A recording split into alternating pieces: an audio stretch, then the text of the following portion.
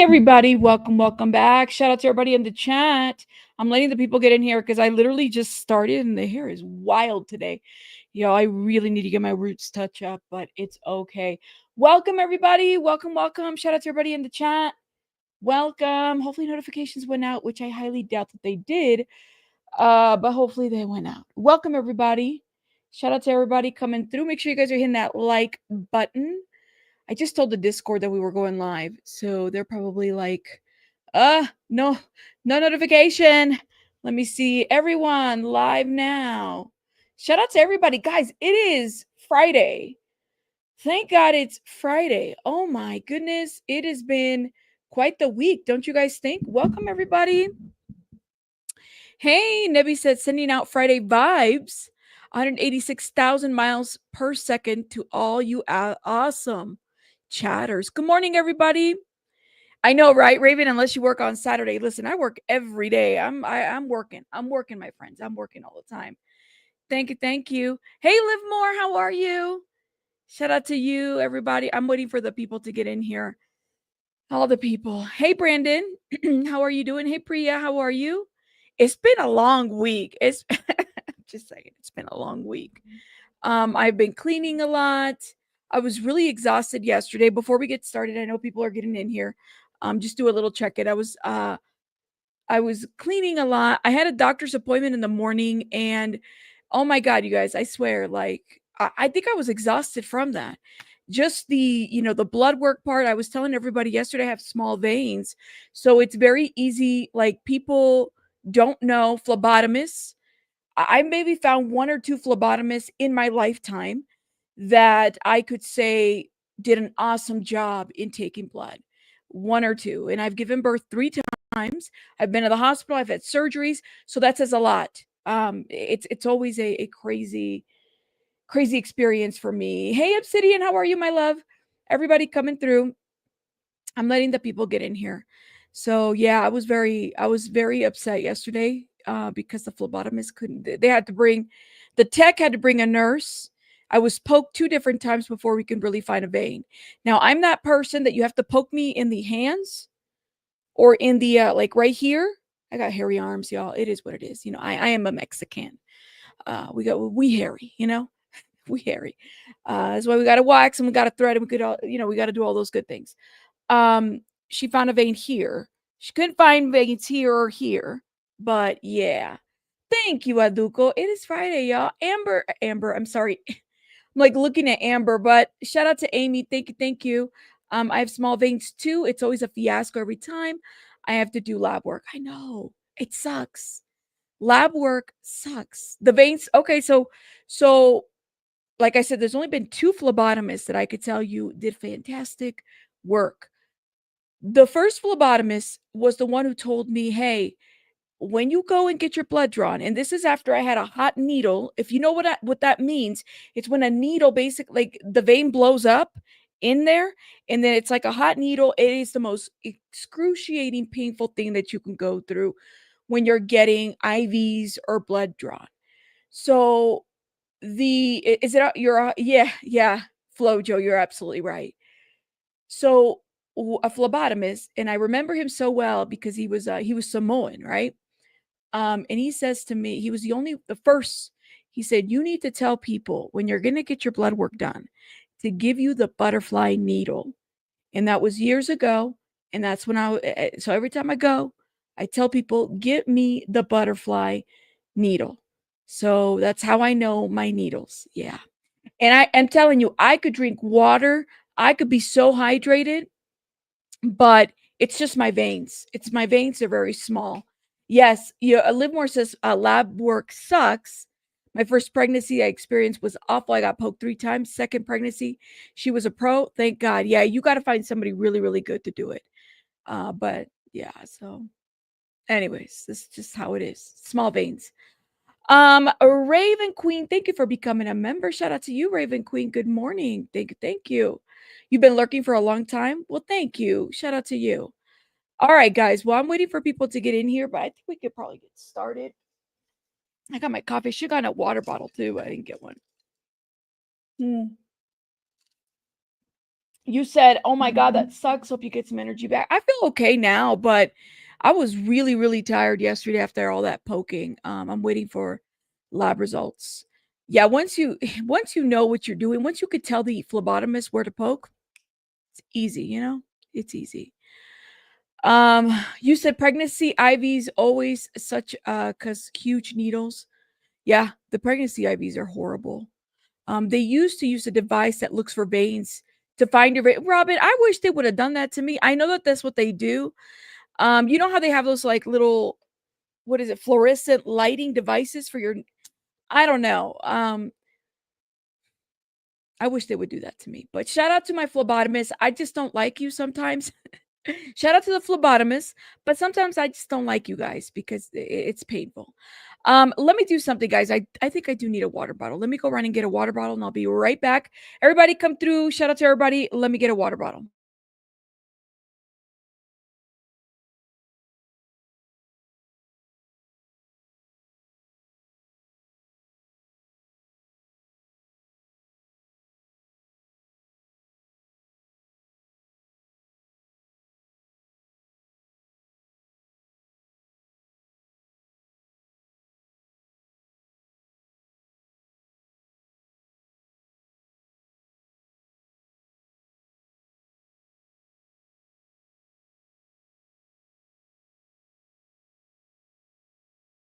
All right, I feel better. I got all my drinks now.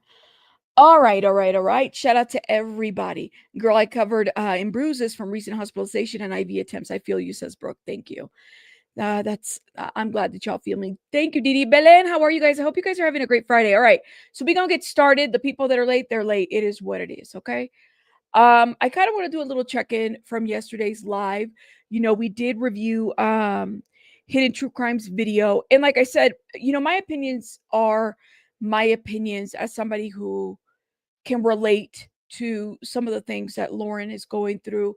You know, I truly hope that, you know, for you know, that she gets the help and support that she needs for her family. You know, I think that is always first and foremost. When you live through something like that, regardless of whatever, you know, it might be going on, whether you agree with her or not, it's neither here nor there for me. My opinion is just that. Doesn't mean that it has to be everybody else's opinion. So I wanted to kind of make that clear. But I hope that she truly, truly, truly gets the help and support.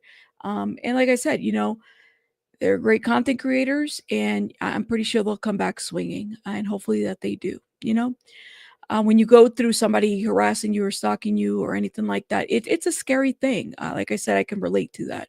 I know what it feels like, and to have somebody on YouTube, especially in a platform that size, to really speak on it, it's a whole different animal. You know, it's like it gives validity to the things that a lot of us have gone through if you've ever been through something like that. But yeah, you know. And thank you, Aduko. We shouldn't have to explain yourself. Respect is the number one in the chat. Absolutely. And you guys are entitled to your opinion. That's kind of where I'm at.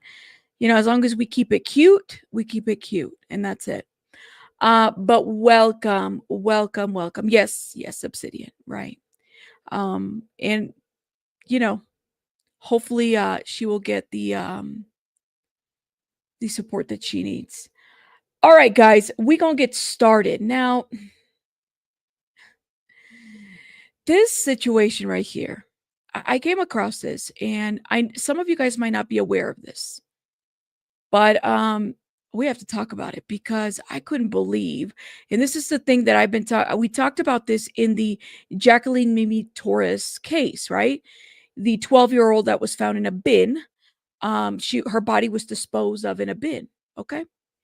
Now you have this little 9-year-old girl. Now, Mimi Torres was being homeschooled. There's my tab. I couldn't find it. Here it is. She's being homeschooled. This little cute little baby girl, man. 9-year-old girl missing for at least a year. Police say there was no explanation for disappearance. 9-year-old little girl goes missing. No reason for her disappearance. What happened to her? Now, I'm going to tell you, when I read this title, because when I first heard about this This is her. Her name is Melodee. Um, I immediately thought, oh, she was probably homeschooled without even reading the article because Mimi Torres, the young 12-year-old girl that was found, in an abandoned house, her body was discarded or disposed of in like a bin, right? Her mama was was charged with murder. So was the boyfriend, and so was the auntie. More information is coming out. Thank you so oh my god, Crazy Cat Mama. Shout out to you. I haven't seen you in a minute. I swear you always disappear and come back. Thank you so much for the 199. I will always love you and appreciate you, my rabbit. Thank you, Crazy Cat. Crazy Cat Mama is one of the OGs. Shout out to Crazy Cat Mama. Um, she is very cute little girl. In my mind, I'm like, oh, she must have been homeschooled, right? Because that seems to be the thing. School districts, kind of, especially after COVID. I don't know if you guys see the middle child. I have 3 children. My middle child was during COVID. It would have been like when he would have started kindergarten, right? During COVID. Well, that year was when they basically didn't allow kids. Like he started kindergarten, but it was like homeschool kindergarten. And I really felt personally, and I still do, I deal with this. I felt like a bit of a failure at that time because, um, you know, I just didn't know if I was doing a good job. And I mean, this is kindergarten, y'all. Like it shouldn't be difficult or anything like that, but it's a little bit different when you have the professionals there and all this other stuff. My son does need an IEP. Well, he's on an IEP, but that's kind of where we started finding out is that he really needed somebody to evaluate him very early on. So when COVID was happening and it was he started kindergarten, I did feel like, oh my goodness, like maybe I didn't do enough or maybe something happened, right? But some of us, like if you had kids starting preschool or kindergarten, felt some type of way, and then they made you homeschool. But I always wondered if they ever checked on these kids, that were homeschooled, right? Because the school district that I had didn't. They didn't. They just assumed that you knew what the hell you were doing, right? They did. So I have to kind of always wonder about the kids that were homeschooled during COVID and what the district did or didn't do, because they definitely didn't follow up with some of them. But this is what we know so far. So the Santa Barbara County Sheriff's Office said that Melodee, and I think I want to make sure I say it. They're pretty sure it's Buzzard, because I'll make sure I say it correctly. Buzzard, yes. Melodee Buzzard, 9 years old, has not been seen for a year, and the child's most recent photo was taken 2 years ago. We don't know if this is what Melodee looks like, but this is a 2-year-old photo. Doesn't feel good to even say that. Deputies visited the home and did not find the girl. Authorities in California are searching for a missing at-risk young girl who hasn't been seen for a year. In a Wednesday, October 15th news bulletin from the Santa Barbara County Sheriff's Office said it's seeking the public's help in determining the whereabouts of 9-year-old Melodee Buzzard. According to authorities, their investigation began Tuesday, October 14th, after a school official reported Melodee's prolonged absence. It took the district a year to report an absence of this baby girl. It took them a year? Okay. The sheriff's office added that deputies attempted to reach the child and her mother, Ashley Buzzard, at their home on Mars Avenue. However, Melodee and her mom were not at the residence, and no clear explanation was provided for Melodee's whereabouts. When the deputies returned to the home on Wednesday evening, they found Ashley present but not Melodee, according to ABC News, which reported that no other person lived at the home. Sheriff's Office spokesperson Raquel Zick did not share what Ashley said to investigators at the time. The sheriff's office said that the last verified contact with Melodee took place a year ago, and the most recent photo of a child was taken 2 years ago when she was 7 years old. We do need the public's help because we have a giant 1-year segment of this child's life that we cannot account for. Zick told ABC News. We can't say where she's been for the past year, and we really need some help for that. According to the sheriff's office, Melodee was homeschooled. There you go. And had not checked in since October 2024, a year ago. ABC News reported. However, California Department of Education spokesperson told the outlet that there was no record of Melanie's mother filing a yearly private school affidavit, which is necessary for homeschooling. Again, what did the school do when they didn't receive this yearly private homeschooling thing? Nothing? Are they calling her? Did they follow up with her? Did they check up on her? Well, what happened here? Nothing? Okay. This is why it's like, to me, the district and the school, I think, needs to be more proactive with homeschool children because we don't know what happens. A parent can leave and you could just say, well, I'll just call them missing, or maybe not even check on it or put it in the back burner, or just believe everything that the parent is saying from the phone. But you don't have eyes on this child, right? Even as a mandated reporter, you don't know what's going on. The officer says this is not a homicide investigation. It is an at-risk missing juvenile case. I think it definitely does warrant being called suspicious. So if anyone has seen Melanie or contact with her in the last year, you're encouraged to call the sheriff's office. Okay, now let me put this in the chat and pin it. Every small detail and everything counts. All right. That's right. How many children go unaccounted for because they just disappear? We don't know. How many kids go unaccounted for? We don't know. Not enough information, not enough is put out there to really find these children, right? Kind of just assume that, well, maybe the mom moved out. That's it. That's all. Well, she didn't file this form, so we're not, the school also gets federal funding, right? I don't know if you guys know this, but a child has to be seated. Okay, what is the federal rule on this? And a lot of this might be changing, but let me make sure because I don't want to misquote. What calendar day does the child do all children have to be present in school for federal funding? Official count day, right? That's the one. It says we ask, and I think every state is a little bit different, but it's the count day. And it's the day that you're supposed to determine enrollment. It's basically the day you're supposed to be basically physically there. The child is supposed to be there in order to determine official funding. Once the child is homeschooled or they feel like they don't gotta, account for this kid, there's nothing. They don't care. They some do. I don't know, but some of them they don't even do anything. Right? You've got a school district being proactive, and we should celebrate and encourage other districts to be proactive going forward. OV, is it OC2L? I think it's a abbreviation. I mean, if there is a school out there being proactive, amazing. But it took the school a year. Nobody's seen this child. The last school picture of this child was 2 years ago. 2 years ago. Right?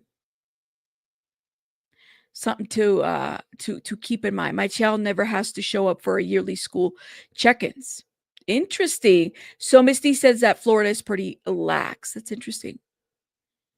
Thank you. I implore in the chat, being invested in your community, love each other's children as your own. Band together and save the children. Thank you. Appreciate it. Now hold up. Let me shout out some people. Oh my goodness. Nebulous just gifted 5 memberships. Make sure you guys are putting hearts and saying thank you to Nebby. Crazy Cat Mom, I started You're in the Bushes. Mad respect for you and the hunky rabbit that twerks for you. Thank you, Crazy Cat Mama. Thank you. Appreciate it. I'm not against homeschooling, right? If you know what you're doing, shout out to everybody that can homeschool. You can't blame the school. Yes, I can. I can blame the school. I can also blame CPS. I can blame a lot of people for this situation. Definitely. I could definitely blame the school because the school should be more proactive in the kids that are being homeschooled. Absolutely. Definitely. There's no checks and balances. They only want to account when and that's, I'm just being honest. I can definitely blame the school. The school shouldn't be lax. Depending on the district, they can file for truancy. They can do different things. I could definitely blame the school. Absolutely. Yeah. Especially the public schools. Absolutely. Also, the teachers, I am sure they are overwhelmed. All K through 12 teachers in my province are in strike right now. And there's a lot of professionals that are on strike right now. My kids had 37 kids in her kindergarten class. Oh my gosh. Obsidian, that is crazy. That is crazy. Nobody is tasked to account for homeschool kids, only the ones enrolled. This is why abusers claim homeschooling. This needs to change somehow and needs to set up a whole agency for those kids. I agree. There needs to be more in accounting for these kids that are homeschooled. I think it's important. I think it's important for people to go, if there's a case manager, but like Obsidian said, some of these people are on strike. So yes, I can definitely blame the school. Just like you would blame CPS if they dropped the ball on something, you know? If the schools are being funded by the number of kids that are attending, what about the ones that are homeschooled? Do we not check? How do we know that they're meeting their educational markers? What if a child goes from going homeschool to then, going back to school? How do you even determine if they're behind or caught up or whatever it may be? Like, yeah, we definitely have to put this as a number one. Absolutely. Um, let's see. Absolutely. You're supposed to, Mags. Thank you. Sounds like some states have more intensive requirements than others. That's right, Becky. In New York, our homeschool children need to be approved by the superintendent, and you need detailed teaching plannings before you approve them, says Carla. Yeah. Thank you. I think that makes sense. I'm here and I'm down for it. Okay. So yeah, I definitely hold the schools accountable. I think it's important. I'm sorry, just my opinion. From what I've seen, from the things that I mean, you have schools that are severely, you got people that are on strike, but then you have those that will go above and beyond, to make sure that kids are attending their classes.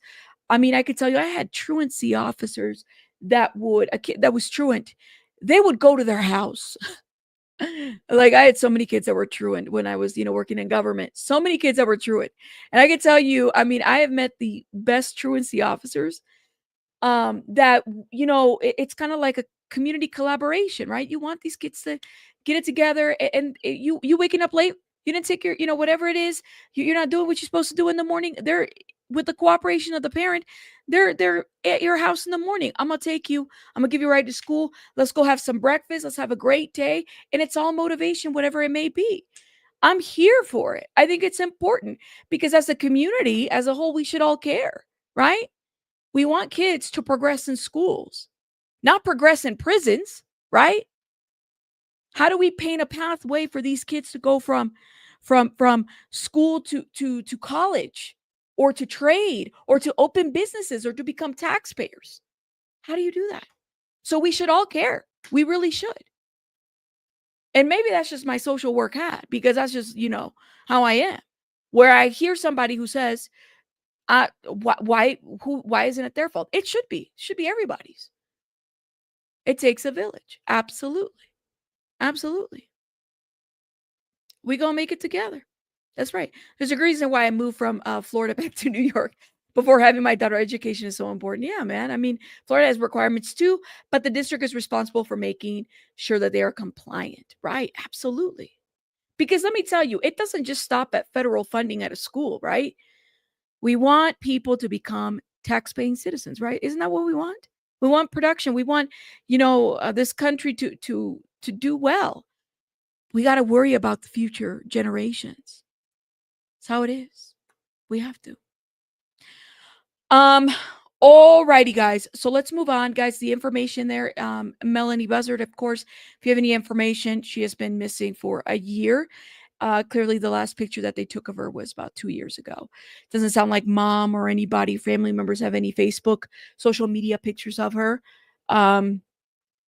Definitely a concerning situation, right? Definitely. Okay. We are going to move on. Now, for those that are watching the replay, please note that there'll be timestamps. I think I said that on my last video and I didn't put them. Forgive me. I'll put them this time. But we definitely have to talk about David because we don't have a whole lot other than this interview that just happened yesterday, and we just had so much going on. And then I want us to really focus on Emmanuel Haro and all the stuff that happened in court that some of us didn't even hear about, because the news was so fresh about Jay Caro's plea and everything. But apparently there was a lot more to this situation. Now, why can't I? Where's this article? Give me 1 second, y'all. Should be there. What's going on? See if I can share it. Here it is. Okay. I just have so many tabs open. So it's LA Mag. This dropped yesterday, and I want to talk a little bit about it. Shout out to everybody in the chat. So for those that, just a little recap, Stephen Fischer is the PI for the landlord, the residence that was leased to Josh Marshall from Interscope, but it was said that David was staying at this residence. Now, another piece of information that I found interesting, we're going to pull from Reddit too, was the fact that there was a video that I found interesting of another car that is not a Tesla. That apparently, I don't know if it was owned by David, but there was, and this could be a promo, stuff like that. But before we get to that, I definitely want to get into this article because there might be another car in the mix. Yeah, so for those that are late, Steve Fischer is the PI for the landlord and a private investigator. Thank you. Neymar is like a private investigator. Yes. And I think it's great because, I mean, maybe we'll get more information. Maybe there'll be many more things shared. I think everything within due time. A lot of us are waiting for an arrest. A lot of us are waiting for results of what happened to how Celeste died. It's a lot of things that we're waiting for. So PI Steve Fischer takes over independent David Mansion probe, fully transparent with LAPD. So this is LA Mag, and it says PI Stephen Fischer tells us he's currently examining items and evidence to determine whether they have any relevance to the death of Celeste Rivas Hernandez. Okay. So Los Angeles previously reported the owner of the Hollywood Hills mansion, recently searched by the LAPD, has retained a private investigator amid growing frustration over the lack of public progress in the investigation into the death of 14-year-old Celeste Rivas Hernandez. Now, Malden is the landlord who owns the 4.1 million property, initially declined to name the private investigator, but confirmed exclusively to Los Angeles on October 15th that he had hired Steve Fischer. He reached out to Fischer to get a better idea of his scope of work amid the LAPD investigation. So the landlord was the one that reached out to Steve Fischer. I wouldn't surprise me if the landlord, he's trying to keep up with the news, because I honestly think, and this is just my opinion, the more and more I think about this and just kind of processing, I really do believe that this landlord wants to find out what happened to this child, and if anything happened to this child and the property, of course. And more importantly, I think maybe, justice for Celeste. Absolutely. I'm there. Like I'm totally there. I think I probably would have done the same, you know. Imagine, leasing a property to somebody and then finding out that there's a child that disappears in between, and somehow this child's not on the lease. The person that was said to have been staying there is not on the lease. So, like, there's a lot in between that deserves answers, right? Let me know what you guys think in the comments, because I'm there for the landlord doing that. Thank you.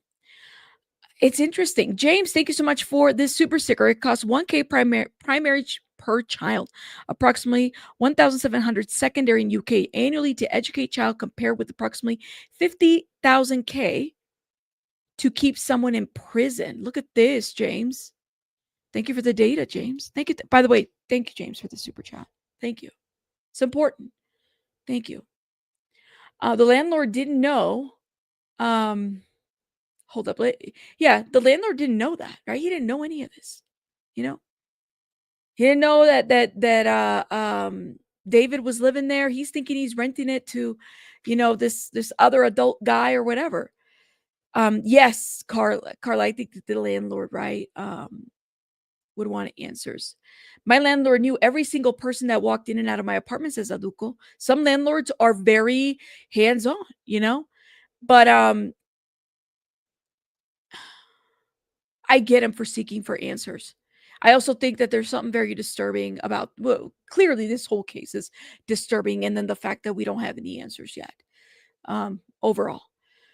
Okay, so my job is to collect evidence. This is what Steve Fischer says, through more non-traditional means than what might have been covered in a search warrant. Steve Fischer tells Los Angeles, it's my job to speak with people who were in or close to the circle that knew David and Celeste, tracking down surveillance footage that may not have been previously known to exist, examining certain items in our possession but were not taken into custody. Our goal is to determine whether those items have any relevance to what happened to Celeste, or if they were meant to conceal her death. We've been truly transparent with the LAPD and continue to share any significant findings in near real time. So the landlord said his home was placed at the center of a serious investigation and that he wanted clear answers for my family. Look, this is important. In mid-September, detectives raided the house after extracting Celeste Rivas' decomposed remains from the front trunk of the impounded Tesla, which had been registered to David, whose real name is David Anthony Burke. Rivas Hernandez had gone missing from her Lake Elsinore residence in early 2024 at the age of 13. During the search, LAPD officers collected evidence, but investigators have since offered little in the way of updates. The landlord has expressed that he was unaware that David lived at the residence until after the case had become public. Oh my God. Can you imagine getting that call like, hey, something's going on at your house? Me too, Helen. Me too. It's been a lot of weeks, Helen. We got to get somewhere with this. You know? You said, so it was, or I don't think it was sublease. If not, he needs to say that. Oh, you mean you talk about the landlord saying that? I mean, if he didn't know that he was staying there, then I don't think he would know that it was sublease, right? You know what? 9-1 Darby, somebody did send me something and we could watch it. TMZ, this is why I tell you guys, TMZ drives me crazy, right? 9191 Darby says, thank you for the 5. Harvey from TMZ said he has info he can't share and doesn't think David put the body in the car. I sent the link to the stream yesterday. Okay. I think you emailed me. I'm pretty sure you did. Let me see, Darby. Did you email me? TMZ. Yes, you did. You emailed me yesterday and we can watch that. And I can do, it's a 3-hour stream. So I'm going to see if I can do a transcript on it. Okay. Yeah. They kind of play. I don't know if they just play like they just want to lead on, or what's the word? They want to keep the narrative that they got something and they know, and maybe they do, but they can't talk about it. But I agree. We gonna watch that if I can find the timestamp for it. Okay. Thank you. So the article further says, because there's another video I want to show you guys, but the landlord says that he wants clear answers for the family. In mid-September, detective raided the house. Okay, I think we read that part. Now, during the LAPD officers' search, officers collected evidence, but investigators have since offered little in the way of updates. The landlord expressed being unaware that David lived at the residence until after the case became public. He acknowledged that nothing in or around the home seemed off at the time, but said he wanted the PI to conduct an independent review of the circumstances. Okay, good. The body of Rivas was discovered in the Tesla registered to David on September 8th. Meanwhile, Los Angeles County District Attorney's Office, Nathan told the media, Nathan Hodgman told the media case still lies with the LAPD and has not seen anything be formally submitted to his office. When asked about the investigation at an unrelated press conference, DA Hodgman told TMZ he could offer no comment because the matter has not been publicly transferred to his jurisdiction. He also declined to address speculation about suspects, including David himself. It's a continuing investigation, he said. No arrests or charges have been made. The case remains active and under investigation by the LAPD. And this was dropped yesterday while we were live, so we didn't review it. So it's only a day ago old. But I want to show you guys another video because I had never seen this before. Now, when I look at this, I think of like an ad, right? Like a car ad. Maybe it is, maybe it isn't. But this was on Reddit. Instagram account, the David Foundation has a single post from December 24, 2024. A video of David arriving at a meeting's fan and then leaving a first annual David toy drive event. And this was in Texas. Okay. So this was 2 days ago. And it says, breaking the video of David driving a Kia K4 LX with California dealer plates in Houston on December 22nd, 2024. Is LAPD and FBI investigating possible involvement of this vehicle in the death or disappearance of Celeste Rivas? Well, we only know of one car that David had, right? Could there be other cars? I don't know.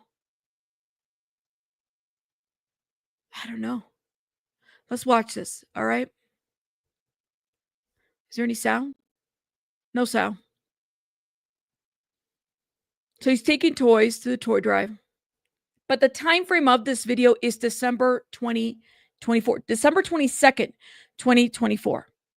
Now, a couple days after the 22nd, December 22nd, 2024, Obsidian's in the chat. I'm pretty sure that there was a 911 call or a call to Celeste Rivas's house. It shows on that FOIA breakdown that they called December 24th, 2024.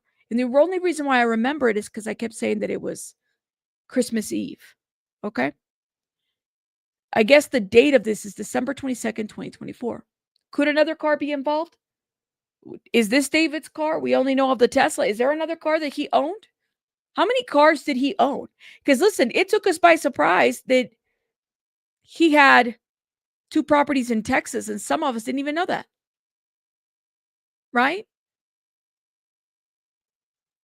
You said, could you imagine filming contrived donations for views? Oh, a lot of influencers do that. Check out Mr. Beast. He does that.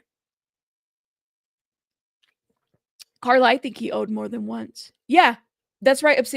I remember it in my mind because so Obsidian, that document, I don't have it bookmarked, but that document, it said December 24th, 2025. It's Christmas Eve, right? This they're saying was December 22nd, 2024. And he's in Texas here.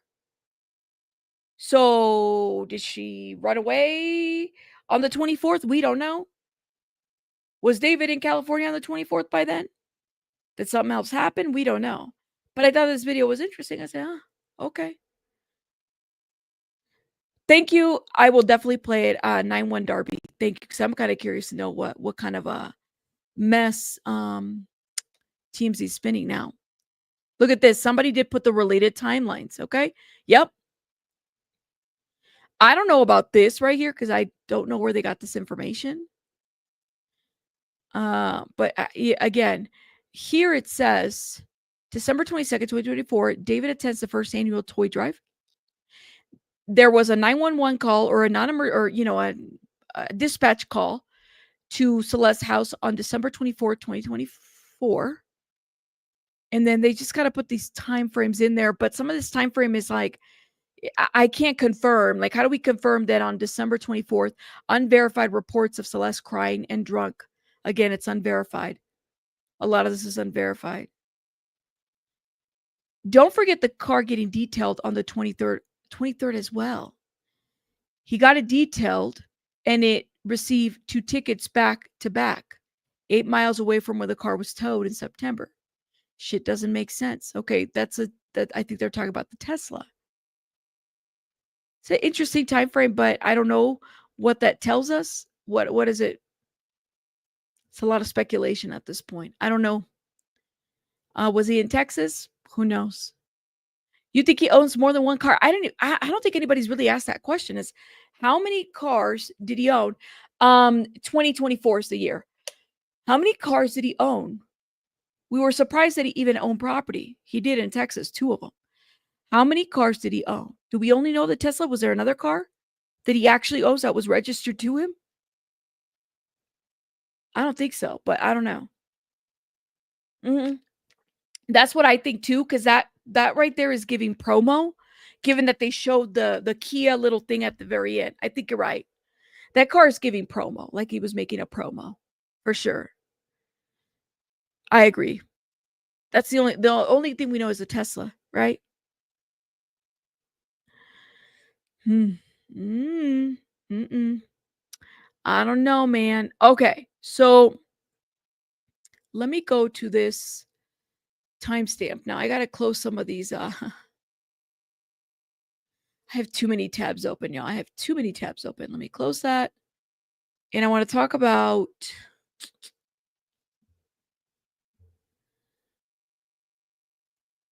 too many tabs open. One Darby, I think you said 17-minute mark, right? This is the transcript. 17-minute. Okay. Let's go to the 17-minute mark. They had a 3-hour live. I think they talk about all kinds of news, right? Okay, we're gonna start at like 15. Let's start at 17, 18. And if I can tell you, I will.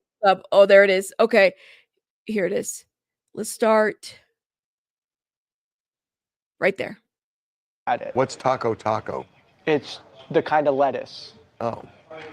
So there ain't no meat in it? No. No. Well, outside of, I think there's like second something, option. But, oh, what? Another option. I've only got one Out option of that's any the good. 4 Yeah, I out of all gave your you? menus, only one was decent. Oh. Yes, you want me to say it out loud? Which, only yeah. one Hey, there are out a lot of 4 comments was in chat decent. about Harvey echoing. Okay. Which one was the decent one? The shawarma. Okay. Okay, All right, hurry up. taken care of. The others suck. I'm sorry, guys. I just can't help it. Harvey does not look well. I don't know what it is. I'm not like I don't know what. Did y'all notice Harvey does not look well, guys? He does not. Anything about David? I can't live 24 hours with praise. I do have something, but I can't talk about it. Yeah, I do have something, but I just can't talk about it. There are certain things I'll tell you if I know something, and if I don't, and if I can tell you, I will. But I'm not able to do this story, and it's complicated why. But I just can't say. Do you know why it's complicated now, or no? I'm going to give you a guess. Okay. I'm going to give you a guess. No matter what happened, and this may not be a homicide, it could be a drug overdose. And I'll give you an example. That was a party house. And the Sunday before the body was found, they had a big party there. I'm not saying that's when this happened, but they had a big party there, and the neighbors were complaining, and we talked to neighbors who were saying they always had parties there. It was a party house. It was really noisy. But she's, this 14-year-old. So the Sun, they pulled some FOIA reports, or at least 911. I think they had one 911 report of loud noise to the address. But some people in the neighborhood also said, well, I mean, the neighbors, they kind of kept to themselves, and it's a lot of different things that people are saying. Maybe they encountered. I'm not really sure. BKV and YC, thank you so much for the 199. Your eyeliner wings are perfection. I have been asked about a tutorial. I will definitely think I might do that. I might do a tutorial, maybe on like a backup channel. I'll show y'all.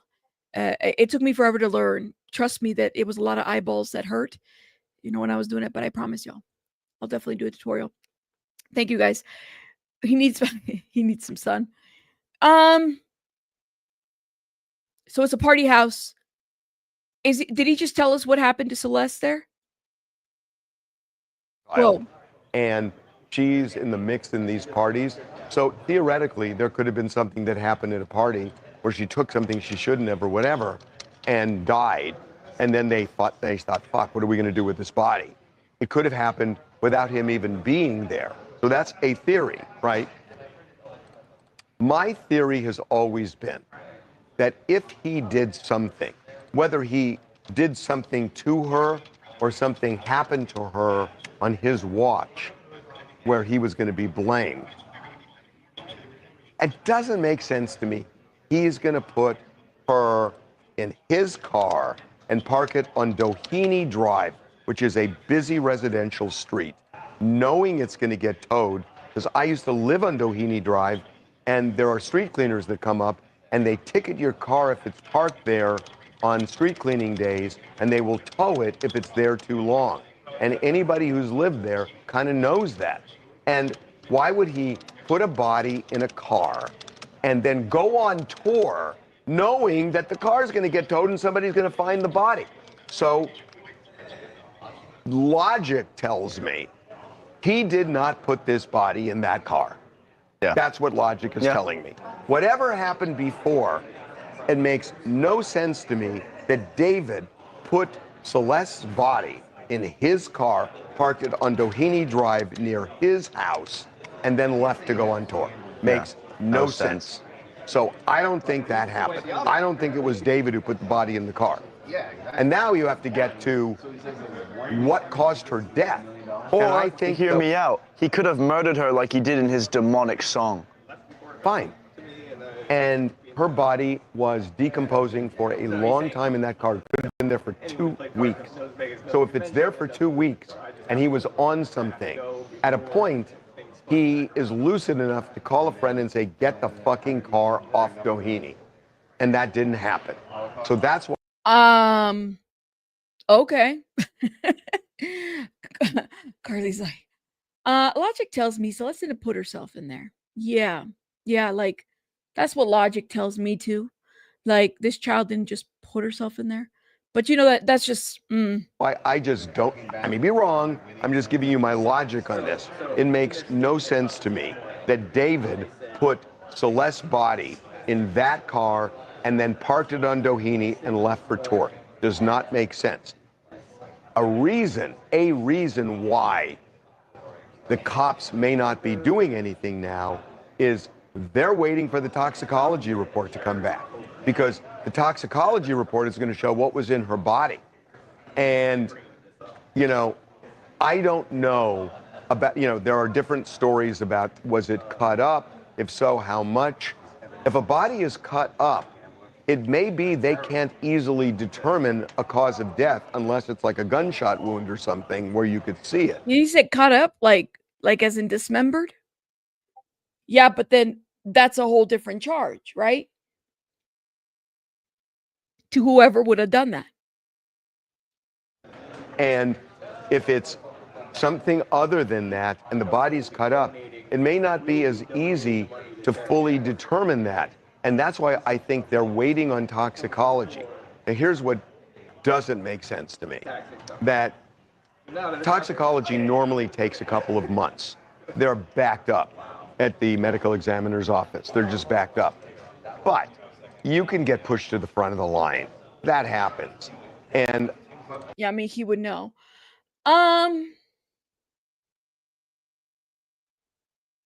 So the narrative is going to be, like I said, you know, TMZ does tell on themselves sometimes. And again, this is his prediction or his thought process. I don't know. We don't know. I guess we'll see what happens, what comes out of that, right? If it's a party house, they had a party, David wasn't there. The person that had the party, they had access to the car and David's property. And then maybe David allowed people to come and go from that property. And this is maybe Celeste was given something, took something. There's just so many factors. And then they're talking about if the body was cut up. And then again, like that's more speculation, because it's like, that's not what the medical examiner coroner's office said, even though there was some reports from like law enforcement, you know, the media ran with that, but it hasn't, you know, specifically been said by the medical coroner's office. You're talking about two separate charges. The cutting up of a body is a felony in California, right? Concealing of a body is another, I think that's a misdemeanor, right? Who's going to be charged? That's the question, right? I don't know why this case wouldn't have been pushed to the front of the line. So I don't know if the LAPD has the tox results back, but I think those tox results are going to be really important. And why did the cops say complicated? Because I don't think David put that body in the car, and they have video from the Tesla, and I don't think it shows that. My guess. That is a guess. But that's the only thing that He had to have known something. If they loved each other and hadn't heard from her in days, he would have been concerned. I'm not saying he wasn't. How do you go from, because Celeste was somebody, at least the way it's being painted, based on streaming videos, that they had contact. I mean, he's got a whole, how do you go without speaking to somebody for that long? He had to have known something happened. And then who's checking on your stuff while you're gone? Who checks on your car? I mean, are people driving your car too? I don't know any of that. What did Harvey mean when he said that TMZ didn't want to get dinged for saying something incorrect? I want him to elaborate. That I'm not going to guess about what may have happened or what the police are doing unless I know it. That's why there are things I'm not going to say to you, because we've got to vet them. And oh my God, come on, Harvey, stop it. Oh, I can't with Harvey, y'all.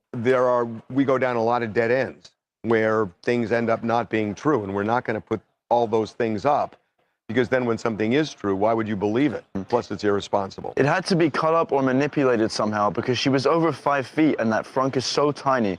Right, Tate. See, this, I can agree with this. They're saying he may not have even been there. Seems like Harvey was told to walk some stuff back. And that's the thing about having relationships with some of these lawyers. I mean, we saw it in the Diddy trial. TMZ knew information about the jury that some of us didn't even know. And they put that shit out there. They did.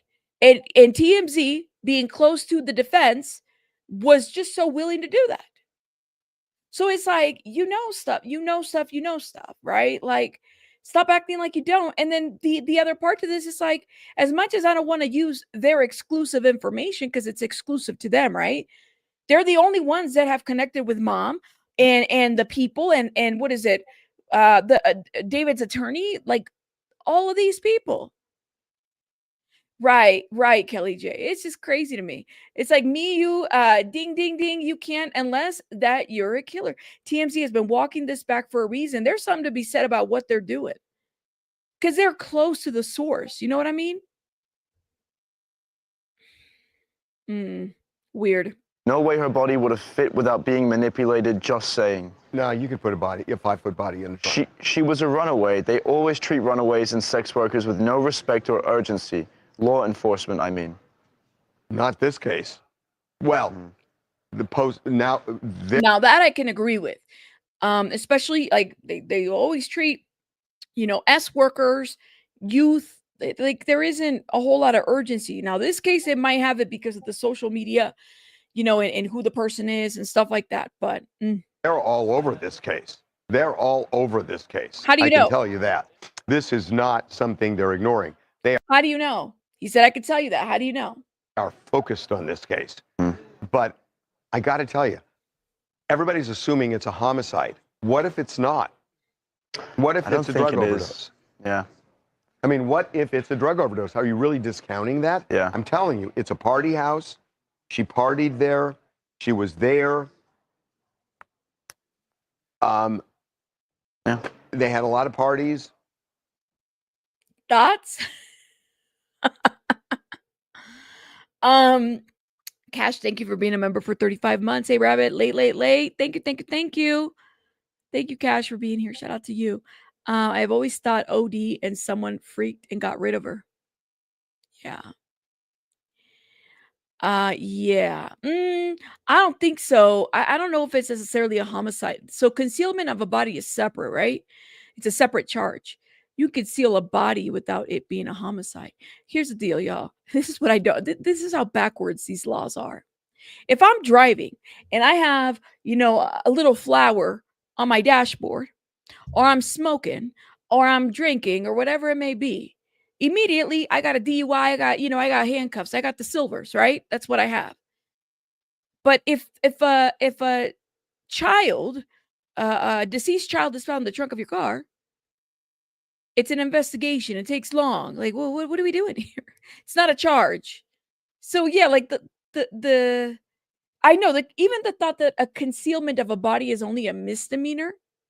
Shoplifters get misdemeanors, guys. They do. So it's like, what is it just me?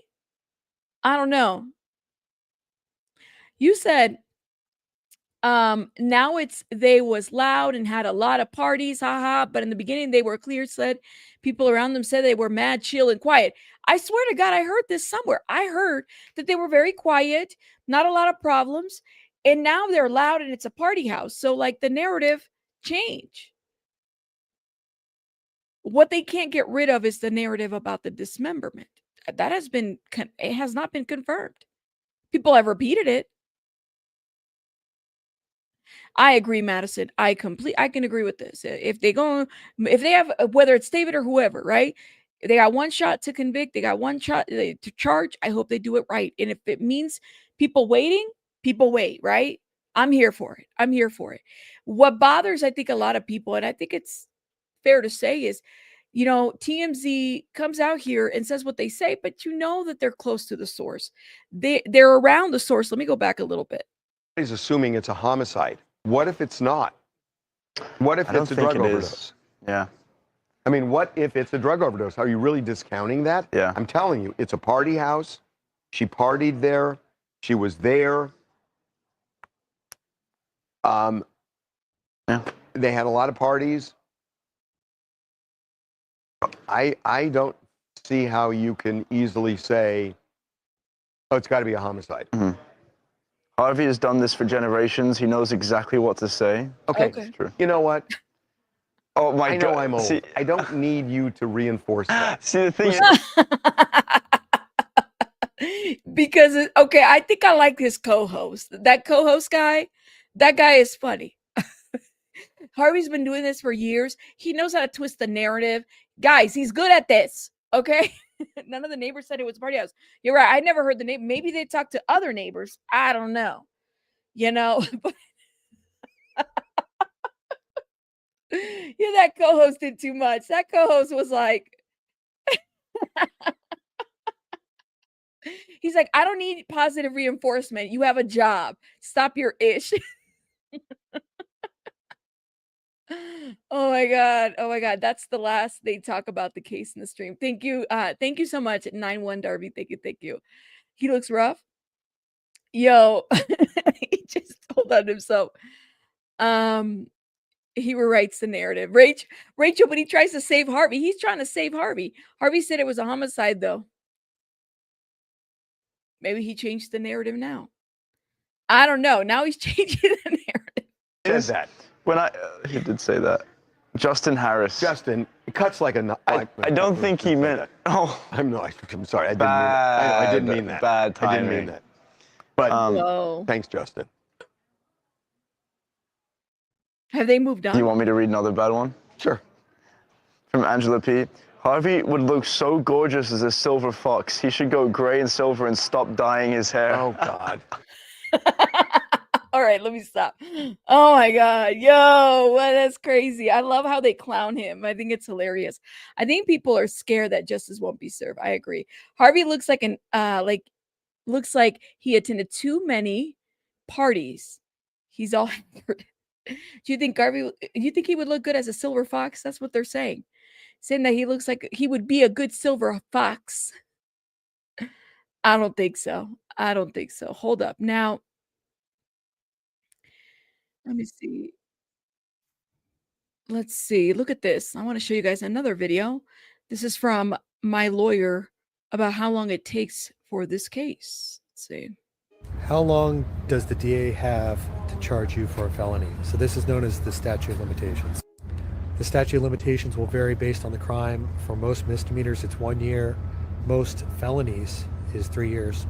Serious felonies like rape, it's 10 years. And for crimes like murder, there's no statute of limitations. There you go.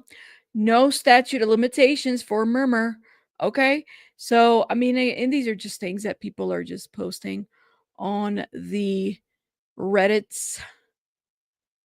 again, we just. Where are we at with this Celeste? Nathan Hodgman said absolutely nothing in that interview, in my opinion. But you guys are entitled to yours. And like I said, I hope, if they're quiet because they need to take their time, absolutely. I'm glad that they are. But other than that, we really don't have any more information unless suddenly we find out about an arrest. And Lord have mercy, that would be crazy. This investigation is definitely taking time. All right. Y'all let me know what you guys think in the comments about that. All right, we have to move on. We'll talk about Emmanuel Haro and that situation because I am just wanting to get in there and talk about that. You said, but the first chance he got, he looked in the mirror and thought Silver Fox. Yes, they are, Cassie. That's what I heard, that they're very good friends. I don't know. Me too. Moon, hold up. Now, before we move on, let me see if there might be something more that I might have missed. I just have so many bookmarks. And no, I think I'm done with my bookmarks on this topic. I go through stuff. Sometimes I go to Steve's Twitter to see if anything else drops. He hasn't dropped anything as of recent, but hopefully more information comes about. We will see. I know Harvey is friends with everybody. He just looks like he's been through some stuff. You know what I mean? Harvey looks like he's been through the ringer, or the ringer took him. Let's start with we're gonna start with the presser on the Emmanuel Haro case, okay? Now, yesterday, of course, the breaking news was that Jake Haro pled, which I'm glad that he did. But apparently it was like a really dramatic situation. What I heard was that people weren't expecting the plea. The people were very just taken back by the plea. It was a very dramatic situation that happened here. Okay. So Jake Haro, this is the District Attorney's Office media release. Jake Haro pleads guilty to the murder of his 7-month-old son, Emmanuel. The father of 7-month-old son, Emmanuel Haro, pled guilty today, October the 16th, to the child's murder. Jake Haro, que es Dio Biazeref Cabezon, entered guilty pleas to 1 count each of murder, child endangerment, and filing a false police report at a felony settlement conference at the Hall of Justice in Riverside. Okay, so he is scheduled to be sentenced on November 3rd. So there will not be a trial for Jake Haro in Department 61 at the Hall of Justice. A lot of people, when they heard so Jake Haro apparently was crying. Tears of a clown, right? Because the clown behavior that happened there is ridiculous. I'm just not buying the tears. I'm not buying the tears of Jake, and I'm not buying the tears of, Rebecca. Okay, Shrek and Fiona, I'm not buying your tears. So it was a very dramatic situation. Jake Haro's guilty plea to the court, and not a plea agreement with the district attorney's office. This is an interesting point, because people thought after everything had settled, people thought that that there was a plea agreement, or that he did a plea deal or something like that. Anybody else hear that? Because I didn't hear, at least that was not the initial take, but people were assuming that there was a a plea deal. No, I didn't hear that. So Jake Haro's guilty plea were to the court, not to a plea agreement with the district attorney's office. In a plea to the court, a defendant enters guilty pleas to all charge accounts, and the judge in the case determines the sentence a defendant will serve. Haro faces a potential sentence of 25 years to life in prison. That same date, November 3rd, his wife, Rebecca Renee Haro, is scheduled to her preliminary hearing in Department 61 on charges of murder and filing a false police report. The false report charges stem from the defendant's falsified report of Emmanuel's abduction on August the 14th in Yucaipa, when Rebecca Haro claimed that she was attacked in the parking lot while changing the baby's diaper, and Emmanuel was then kidnapped. Remember, she said she got hit. She blacked out. I don't remember. And they said hola. And, she was crying. She got the black eye. And, a lot of people were very sympathetic to her. I mean, everybody's in their right mind to be upset. Absolutely. Tears of a monster. Thank you.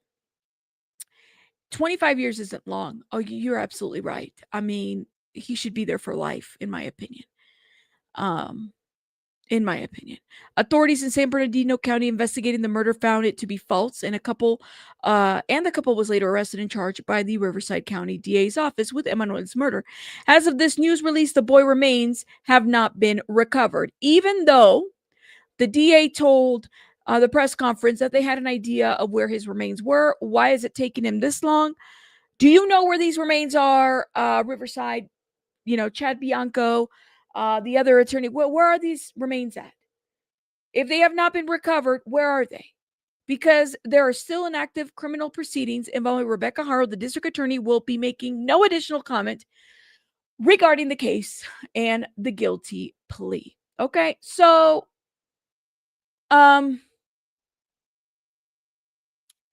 I very much here's your picture.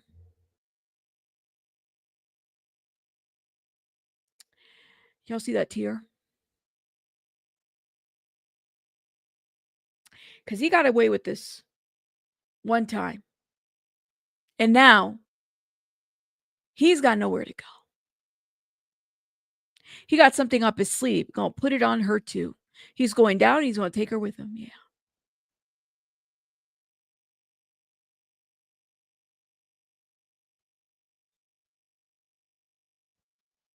It's ridiculous.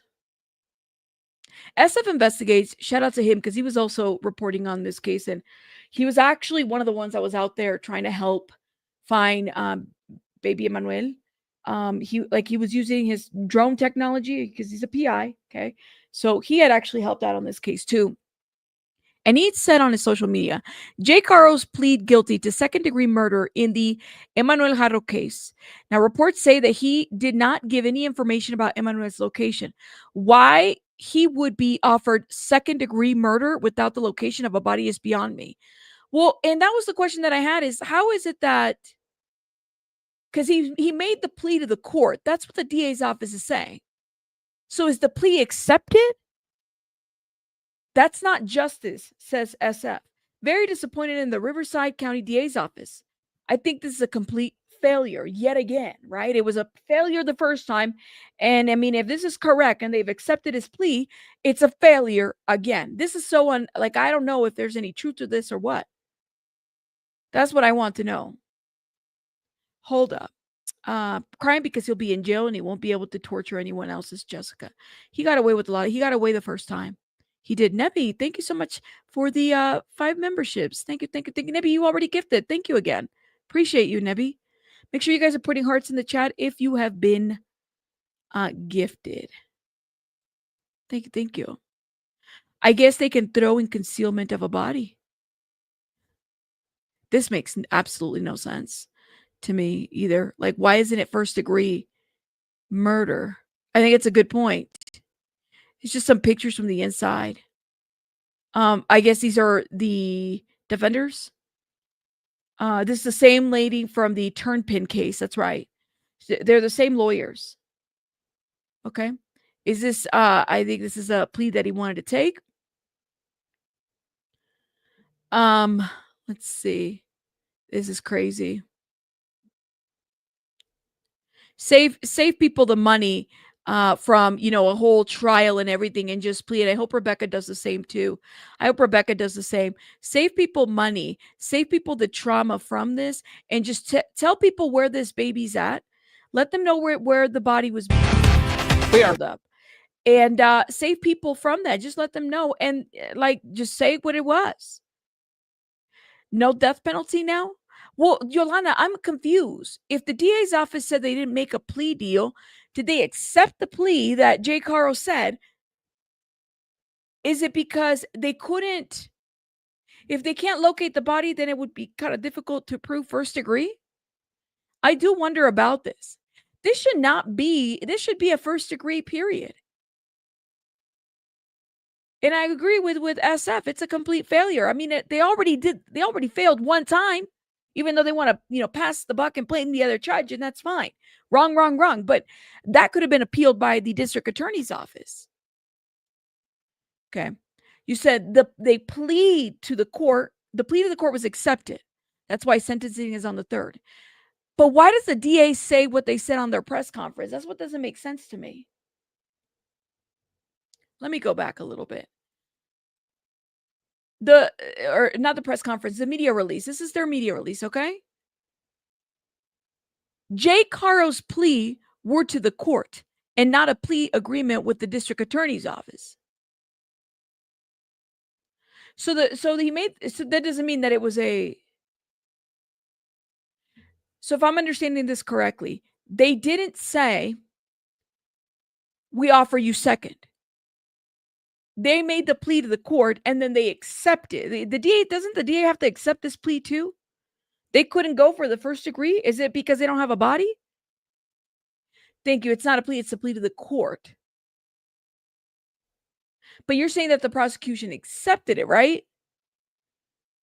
Could the prosecution say, I'm not accepting this and we're going for the first degree? I mean, I'm just wondering in my mind.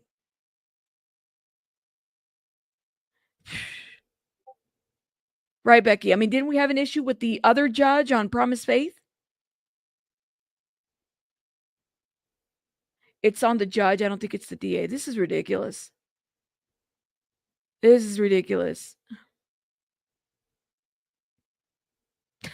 This is ridiculous. Anyways, let me stop. Okay.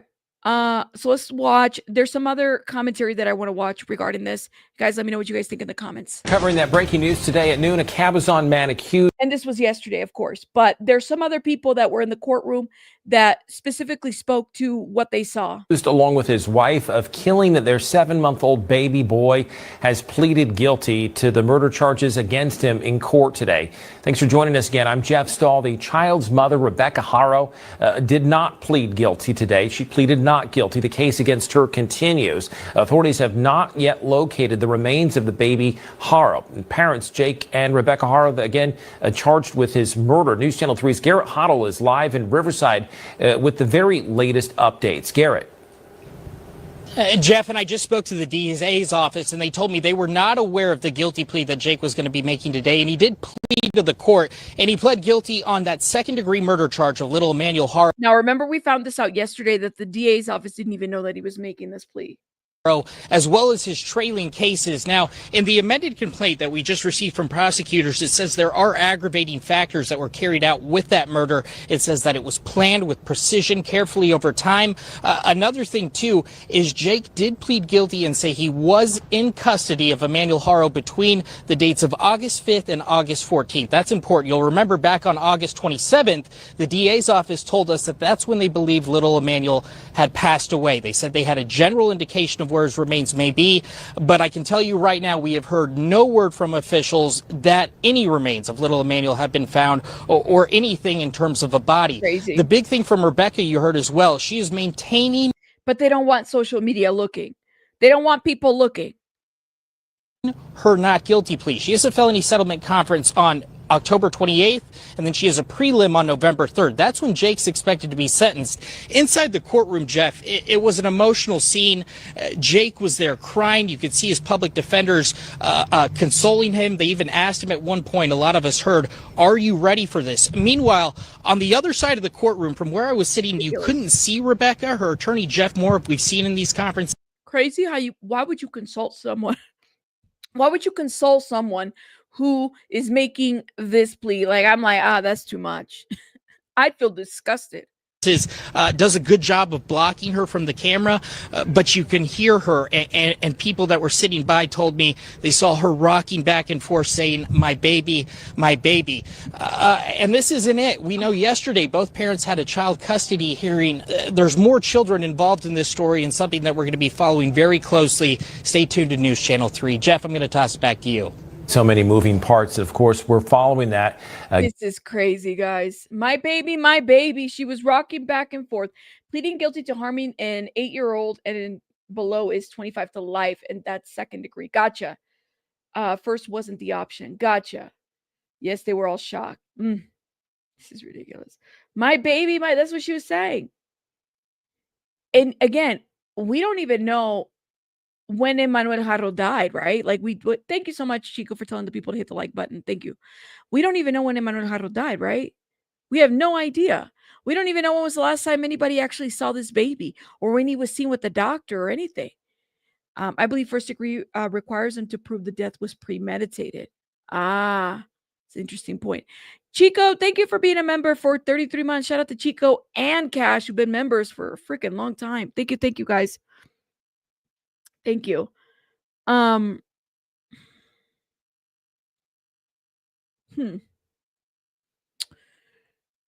baby, my baby. My baby, my baby. That's what she said. I think it's BS. I mean, I don't know. Maybe you guys believe it. I think it's BS. Okay, I want to go to News Nation because they gave commentary about this. Apparently, Jake Haro's early guilty plea for murder of the baby is unheard of. No, okay. I guess I'd like to see. I don't think we were expecting anything yesterday. I don't know about you guys, but I don't want it this slow. Let me know what you guys think. That would be very slow. Let's go. Is an attorney who represented George and Cindy Anthony, the parents of alleged child killer Casey Anthony.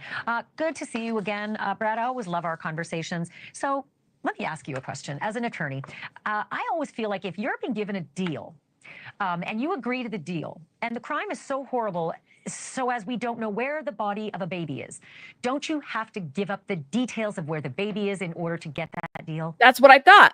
Actually, it's great to be with you again. And yes, that is normally part of the plea bargaining process, right? You know, full allocution, you got to tell the whole story. You got to tell who was involved, where the body is, and all those details. And only then do you get the benefit of the plea bargain.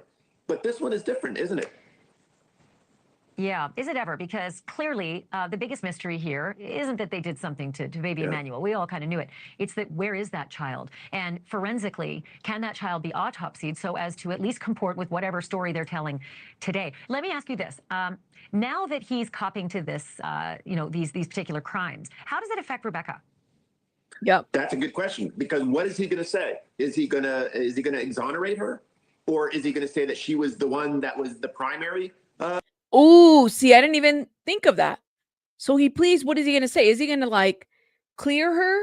Is he going to talk about how she got that black eye or how he did this to the baby and then hit her? Or I do wonder about that. What is going to happen here? Killer, what is he going to say? And that is the big question. And that's why she's hanging out saying, I don't know what I'm going to do. Maybe she doesn't know either, because one thing that I noticed is that the sheriff's department and the prosecutor in this case, they really are keeping a tight lid on all the facts. So while he's pled guilty on a very short timeline, Ashley. You know, August 7th was when Emmanuel disappeared. Here we are on October 16th, and he's already entered a plea. That's almost unheard of. So do the prosecutor, I mean, listen, you and I lived through Casey. He has nothing else to lose, though, honestly, at this point. You think he would throw her onto the bus? He's got nothing else to lose? Anthony, it's where we met. And it's funny that you should be on because, you know, we just had Mark Eiglarsh on as well. I met him during that trial. We all came together for that. And the fact that they couldn't find the baby, they couldn't find little Kaylee Anthony for so long meant that there was very little of Kaylee Anthony left. And forensically, that's what kind of ruined this case. Is this an issue here? And do the Haro's attorneys know that as long as that baby stays missing, there's a really good effort that they can put forward in the defense? Because no body, no way to know how baby died. Yeah, and that is true to some extent. But what we can assume, and I think very reasonably, is that a 7-month-old child can't take care of himself, right? So wherever he is, the parents had to at least have knowledge of it, if not responsibility for putting him there. So one or both know where this child is. And going into his sentencing on November 3rd, maybe that's what he's counting on. Maybe he's counting on the fact that he'll divulge where the remains are in return for a known offer or a known sentence. And maybe he's hoping that divulging that will get him the sentence he wants. Remember, he was once charged with similar crimes and he got a pure probation sentence. So maybe he's under the very mistaken belief that he's going to persuade the judge to do something really, really special for him this time around. Well, he's saying yes to second-degree murder. He's also got the filing the false police report, the assault causing bodily harm. He's got his past prior. So he's a whole hot mess, that one. Anyways, Belen says, I don't see him taking responsibility. He comes off as a big child man, always having people cover for him. He will blame Rebecca. I would be shocked if he doesn't. I wouldn't be surprised. I wouldn't be surprised. He's going to try and get her off from the charge. I mean, I'm kind of curious to see how this is going to play out. Hey, Sylvia. I am curious to see how this played out, but is going to play out, because he could do one or two things. He could exonerate. He could say that he did all of it, right? Now, mind you, they still have like a child together, okay? Who I believe they're like that child's in the system. She's got a child from a different relationship, so there's children that they've had together. He could say he could exonerate her, or he could blame her. That's that. And she's a stupid woman, because she had the opportunity to say exactly what happened when all this went down. They really thought they were going to get away with this? That's what I don't understand. Did they really think they were going to get away with this? He's going to get 25 for each charge, says Sylvia. So yeah, he's looking at 50 years. Did they really think they were going to get away with this? Really?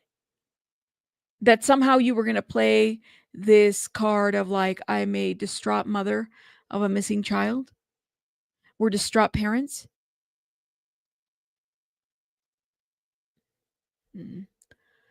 Interesting. But Rebecca Haro is a liar. No matter what she's going to say in court, there is no way that someone could have hit her over the head and taken her baby when the husband has already said, I killed the baby. I second-degree murdered that baby. So what does this mean for her? And said, hola, hola. It means she's got a lot of thinking to do, and she's got a lot of preparing to do, because she's not going to be able to overcome his testimony. And, we went through this with the Anthony case. Casey Anthony lied, and in the end, her lies helped her. Thank you for watching. Subscribe below and download our News Nation app. People can't stand Casey Anthony. Like, people cannot stand. Casey Anthony has no redeeming qualities. They cannot stand her. She tried to go viral, and it did not go for her very well. Was it this year that she tried to go viral? Yeah, just this year. She tried to go viral, and it didn't go very well for her. That's what had happened. No redeeming qualities, guys, in my opinion. Even though people try to excuse her behaviors and stuff like that. No, she had no redeeming qualities, in my opinion. Hold up. Now, I did see Banfield. Hold on, let me close this down. Too many to open tabs. Father from hell sobs as he admits he killed his own child. Okay, let's get into this one. Let's see. Outside a sporting goods store by his mother, Rebecca Haro. She told police that she'd been attacked by a Hispanic man who snatched her baby and drove off. The problem was he was Hispanic. I cannot, man. This lady. None of it was true. Her story was complete garbage, and detectives weren't buying it from the jump. And within days, both parents, Rebecca and her husband, Jake Haro, were under arrest and charged with murder. It is a case that rocked the country, not just because of what happened, but because of what is still missing. The whereabouts of that 7-month-old baby boy. But today, something big happened in this case, a huge development, one we all knew in the back of our minds, but we never expected for a minute. One of the parents has finally come clean. It was and him. Started putting the pieces of the puzzle together after more than 2 months.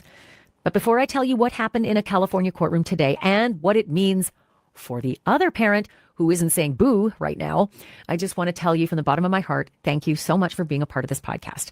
I can't do. Oh my God, her dog's cute. All right, let me move on, okay? I do think that dog's cute. In you, it's that the world is really unpredictable and that having a good lawyer is primo. And that's where Morgan & Morgan comes in. All right, hold up, y'all. I got it. Shout out to Morgan & Morgan, but they're not paying me. Let's move on. Okay, that is the longest ad. Here we go. Police say what really happened in this case was far more horrifying than any kidnapping that those parents claimed happened in the parking lot. We soon learned from prosecutors that Jake had a lot of skeletons in his closet. Yeah. At the time that baby Emmanuel went missing. I mean, all of that was crazy. It just learning that, everything that he did, and the ish that he got away with. He got away with a lot of stuff for so long, guys. Jake was already on probation for another child abuse case, a case involving his own 10-week-old daughter, Carolina. 10 weeks. That is a newborn baby. They are tiny, and they are so in need of us. They are so vulnerable. 10 weeks. He apparently injured that newborn baby so badly that the little girl was left with permanent and severe disabilities. Oh my goodness. And now police say he's done something even worse. And let's not forget the in-between, right? That this didn't have to happen. He could have been sentenced. He could have been given the full, like, why wasn't anything carried out? He was given a second chance and then he did it again. What does this tell you? It's like certain folks don't deserve second chances, right? He certainly didn't. Not only that, before he did anything to Emmanuel, he had a weapons charge. He didn't, while he was on probation. He didn't care. He didn't respect. When people are out here not respecting the laws, like, you got to really weigh this in. You got to have to wonder. And James, thank you so much. My goodness, James, thank you for gifting 20 memberships. Thank you, James. And is it Diana? Is it Diana or Dinah? Thank you so much for becoming a member. Shout out to you, love. Thank you. Thank you. I need a Spanish alternative word for hello in Spanish. Hola. We need a new word for hello. We need a new hola. No, because Rebecca really killed it for us. You know what I mean? No.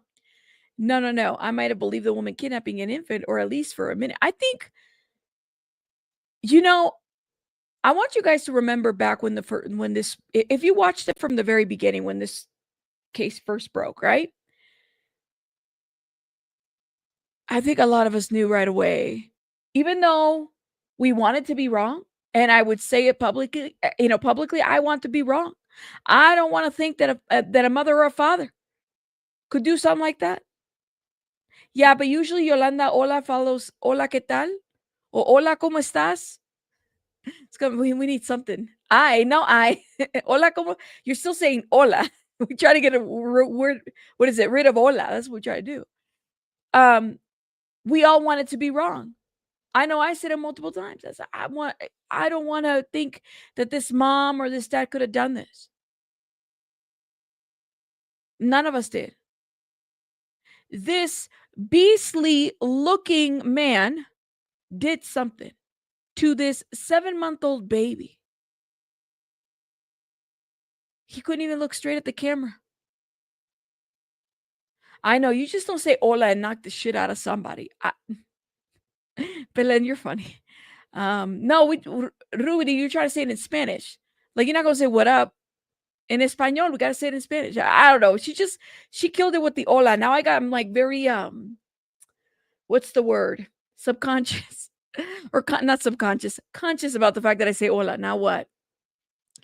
Anyways, let me stop, man. She owes a lot of people a lot of apologies. According to court documents, Jake allegedly confessed to a fellow inmate, one who was secretly working with the police. Hold up, you said que pedo way? Okay, I guess. Except I wouldn't be greeting my mother like that. Que pedo way? All right, let's keep going. That he killed baby Emmanuel and dumped the baby's body in a trash can. But in another account, he told investigators that he accidentally smothered his son in his sleep and then buried him somewhere near a highway in Cabazon. And now today, Thursday, October 16th, 2025, Jake Haro has finally admitted to torturing and murdering his own infant son, even as the baby's body remains missing to this day. This baby in that picture don't even look right. I mean, there was a lot of speculation. I never even wanted to go there with that because like I said, I wanted to give people the benefit of the doubt. But even in this picture, he doesn't look right. He doesn't. NBC Palm Springs reporter Brett Rosen, who was inside the courtroom, said Jake Haro broke down in tears, visibly shaken, as he confessed to killing his own baby son. Prosecutors say the Haro's crimes show planning, sophistication, and professionalism. The prosecutors say these parents preyed on their own baby, a, quote, particularly vulnerable victim, while pretending to be desperate parents of a kidnapped child. Earlier today on my News Nation show, true. Caroline says, what amazes me is how two adults like this somehow find each other and commit crimes like this together. Yeah. And how a mother who's already been a mother to, she's already had one child, right? I think her oldest child is 16 years old. How she didn't even think to protect. She had her oldest child, and she had a 2-year-old with, Shrek over here. Yeah, Evil Queen. I think he was born fine. I think the pictures that we see of Emmanuel now is abuse.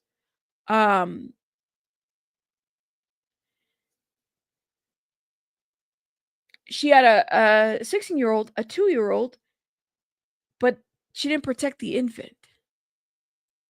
Right? It's crazy. It's your baby. It's baby. Talk to Brad Conway. Really interesting conversation because Brad is an attorney who represented George and Cindy Anthony. You remember George and Cindy Anthony? The parents, the grandparents who endured a nightmare that became their lives when their daughter Casey Anthony I've seen this. was Yeah, this is her commentary. This is when they talked about this. I don't want to repeat this. But overall, I don't know. Are we surprised? I don't know. Brian Ensign did another interview with y'all remember the controversy that happened with the whole situation about what was said, what wasn't said. He brought in that DA that worked at the office. I kind of want to go there too and watch that. I think it's, what is it? Brian Ensign Investigates. Shout out to Brian Ensign. If you guys, let me play this. Well, hold up. I think we can go straight to that video. I like him. I like Brian Ensign. Just want to make sure I bring in that video. He did the interview with that DA. Do you guys remember that whole controversy that happened, right? Let's see. Is this it? Yep, here it is. Okay. He brings her back and they start talking about, this lady used to work for the DA's office, right? Baby Emmanuel Haro's father, Jake Haro, pled guilty. Did he do it to catch a break? Hit a like button on that. Prosecutor. Kim, it's good to see you again. Why do you think, and I know you've been close to this case, you have a lot of insider information. Why do you think Jake Haro pled guilty? Well, this has kind of been his pattern. He did this on the first case with the first baby also. And I think he did something smart. He's probably worried that the district attorney's office is going to eventually uncover the truth. And if we uncover the truth or they uncover the truth, it's probably going to be heinous, and it's probably going to entail another amended complaint with special circumstances that would potentially have him facing life without the possibility of parole or even subject to the death penalty. So I think that he pled to the charges as charged so that he can do away with the risk of what's to come, because he knows the truth, what he did to that baby. Do you think this has anything to do with the Perkins operation that we've reported on, where he... The Perkins. I shouldn't use the word confessed, but... The Perkins, remember that controversy a couple months ago? Hold up. Rebel with a cannon. Yo, Rabbit, you still a lawyer or help with... I'm not a lawyer. I'm not a lawyer. Or help with tenant rights? I don't. I'm a YouTube channel, my love. You're going to have to go to your local resource center. I don't help with tenant rights. I don't. I'm sorry. We don't give any advice or anything like that. But yeah, I'm not a lawyer. Sylvia says, I don't know what he's going to get out of taking a break.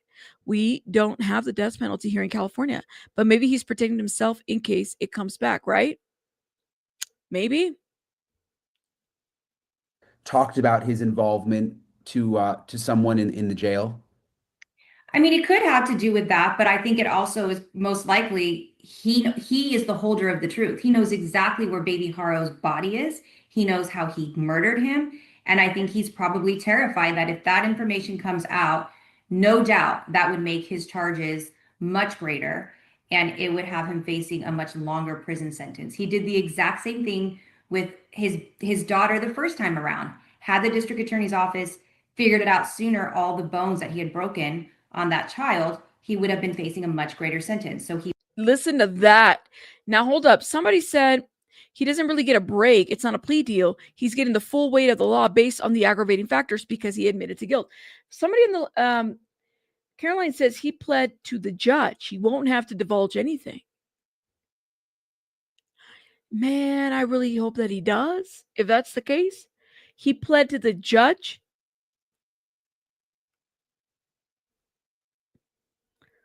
Oh, okay.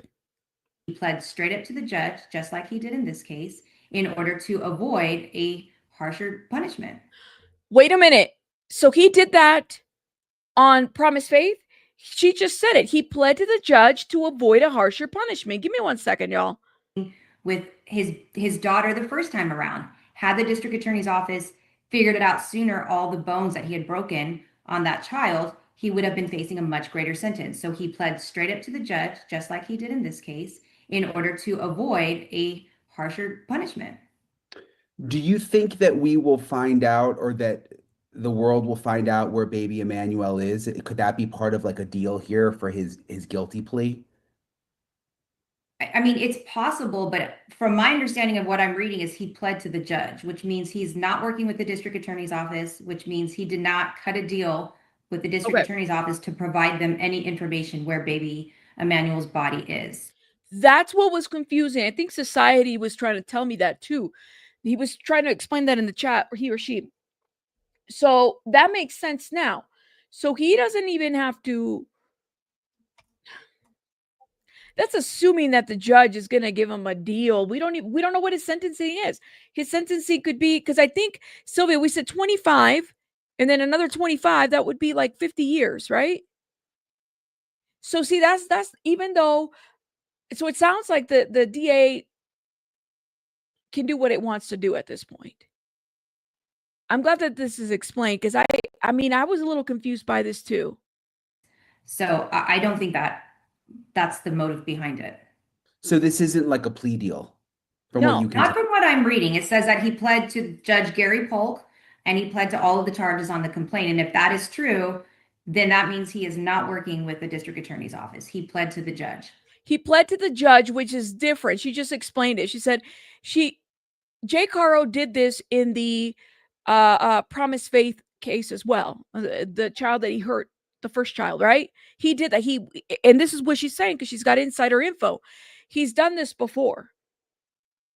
So for whatever reason, he feels like he's going to get some kind of leniency on something, which I'm like, I don't, because isn't there like a mandatory something there? So I'm pretty sure that this is not just the end of that, if that makes sense. But yeah. Why did he plead guilty to second-degree murder when I believe he was charged initially with first-degree murder? So the way that the complaints typically read in Riverside is there's not a degree charged on the complaints. It's finder of fact determines whether there's premeditation or not. In this case, I believe it could have been first or second degree, the way that it is currently charged. And explain the difference between first and second degree. Sure. I mean, the big difference is premeditation, right? If you're going to have first degree murder, the DA's office has to be able to prove that you premeditated the murder, you planned it out, versus second degree murder can just be a conscious disregard for human life. Think of DUI drunk drivers who kill children or kill people on the road after having a previous DUI. You don't have to have the intent to kill. You're just being consciously reckless, knowing your behavior could kill somebody. So that's the main difference between the two. So do you think that prosecutors know something that led them to go with this second degree charge? Like that he didn't do this on purpose? Is that kind of what you're saying? No, I don't think the DA's office doesn't ever really elect a charge, first or second degree. Oh, see, I love this. Okay. And I'm, Brian Inson's got this confused face, because I'm also like, oh, okay. Like I didn't know that, right? Like it's weird. That is up to the jury to decide when you get to trial or as you go to preliminary hearing. The fact that the district attorney's office amended the complaint to add that second charge of 273 ABA, which is injury causing death of a child under the age of 8, there is an intent element in that. So it tells me the district attorney's office probably thought it was a first degree murder, but the fact that that charge is on there, it's the same sentence, so it doesn't matter. Yeah, I'm looking back at the email that they sent out to us. This is from the district attorney's office. Jake Haro pled guilty to the court today to PC 187, 273 AB and 148.5. So were you just talking about 273 AB? That's correct. So what is that? Describe that. What is that charge? Sure. That charge is the one we talked about a couple times on your show. It's where the parent causes the death of a child under the age of 8. And that's simply all it is. If the district attorney's office can prove that Jake Haro did an act that caused baby Emmanuel's death and baby Emmanuel's under the age of 8, then he's guilty of the 273 ABA, and it's a mandatory. Somebody said it in the chat too. So yeah, I mean, there's that mandatory sentence scheme of 25 to life.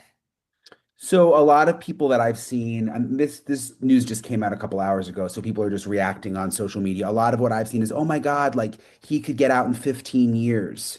Is that not the case? Can he get out in 15 years? I mean, there's all kinds of different schemes in California right now there's elder parole, there's compassionate release. So barring none of those things happening and Jake Haro just goes through the normal sentencing structure of the prison, he will be eligible in about 85% of his time, whether it's 15 years to life or 25 years to life.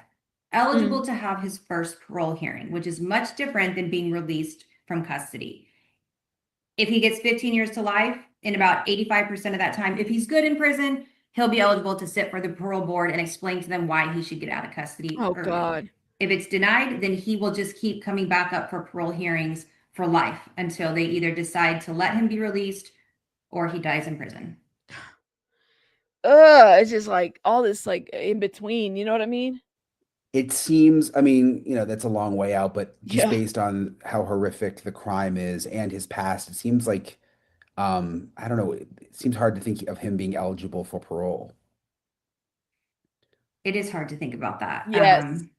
But nonetheless, the system is designed to reform and to give second chances. So it's a possibility, depending on how he behaves. Second chances.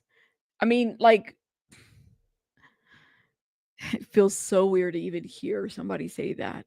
Second chances, right? Because the first chance, oops, he heard that baby. Now, a baby actually died. Yeah, second chances. In prison, if he programs well, if he doesn't get in trouble, I think there's a world where he could be potentially, released on parole the first or second time around. And he seems manipulative. I mean, I'm just thinking, like, it seems like he knows how to work the system. He's done it before. Very much so. Very much so. How do you think the sentencing will go? Well, honestly, if he pled to that second charge or the third charge of 273. For sure. I can tell you that for sure, because I've got I know you're right. There's confusing stuff in some of the different news reports, but I actually have this is from the district attorney's office that he pled guilty to PC 187, 273 AB, and 148.5. So that's definitely official. So then the sentencing scheme by the statute, he has to be pled to 25 years to life. That's the only thing that the judge can do. It's in the code. It says he shall be sentenced to 25 to life. So I think what's important for the viewers to remember is it's not really that big of a deal that it's second degree murder, because the charge that he pled to is the most serious charge that carries the harsher punishment. So that really is where he's being punished, not on the murder charge, on the 273, the the injury causing death of an 8-year-old or under. So, and I just want to make sure I understand you right. So you think that he pled guilty because if he did that now, before more investigation, that you think he thought that he would end up in there'd be a better outcome for him? 100%. That is what I believe. Based on my understanding, based on my experience with the criminal justice system, based on his previous plea where he did the exact same thing, I think deep down he knows the truth, and he knows if we all find out what it is, that the maximum sentence that he should receive, which is life without the possibility of parole or the death penalty, is a likely charge the DA's office would file against him. Is there anything the DA can do at this point to push him to give more information? No. Nope. Oh my gosh. So manipulative. You know what's so crazy? It's like, even while he's still facing all this, it's like he's still very manipulative. Like, I don't know what it is. It's like still very much a manipulative person. Even the way that he moves and what he's doing, the tears and all this other stuff. It's like, nobody's buying this shit, but and Rebecca is the same. Still very manipulative. This is disgusting to even think about. Sweet, innocent baby Emanuel wasn't even given a chance. Pure evil. Yeah, pure evil. It's crazy. No, and he's completely untouchable. Once he's sentenced, double jeopardy attaches. And even if the district attorney's office finds out these heinous facts, or even if he discloses what happened, they can't go back and recharge him. What about Rebecca Haro? She's still maintaining her not guilty plea. I think she has a preliminary hearing the same day as his sentencing. What do you think this means for her? Does this mean anything for her case? I mean, it's kind of interesting. Yeah, it means a couple things. The guilty plea of Jake tells the world that he knows what happened. Okay. Once he is sentenced, if he's waived his appeal rights, it will be very interesting whether the district attorney's office tries to force him to testify in her trial down the road. Her case will go on through litigation like normal. She'll have her preliminary hearing, which will probably have some officers get on the stand and testify as to what they believe happened. And then she'll go off to trial. And who the district attorney decides to call as a witness will be very interesting. Or she may decide to call Jake, and he may take the rap for all of it, so she gets off. We don't know. See? So she got a couple cards to play. She can go to trial and say, she didn't do this. Play the, what's the word? I was abused. He did this to me. He made me have the black eye. He told me if I said anything that he would give me another black eye type of situation. I tried to tell people and I couldn't, you know what I mean? Like,